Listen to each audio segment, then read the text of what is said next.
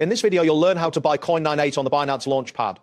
By following these steps, you will successfully navigate the process of purchasing Coin98 tokens during their launch event. Start by going to Binance website or opening the Binance app on your device. Sign into your account using your credentials. Once you are logged in, locate the main menu, which is typically found at the top of the screen.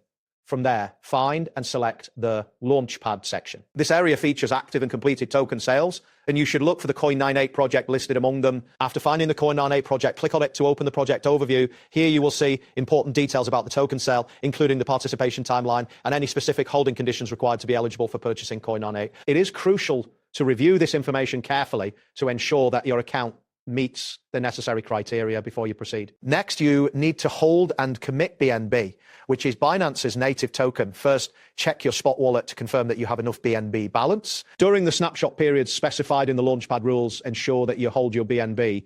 When the commitment phase begins, you will need to commit your BNB amount on the Launchpad page. The amount you commit will directly influence your token allocation, so it is important to commit as much as you're willing to invest. Avoid withdrawing any BNB during this process to maintain your eligibility. Once the commitment period ends, you will need to wait for the distribution period to complete.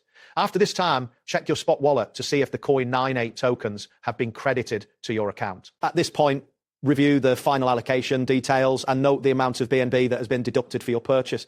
You will then need to decide whether to hold your Coin98 tokens or trade them once they are. It is advisable to monitor market conditions closely to make informed decisions regarding your tokens. That wraps up today's guide. Thanks for watching and catch you in the next tutorial.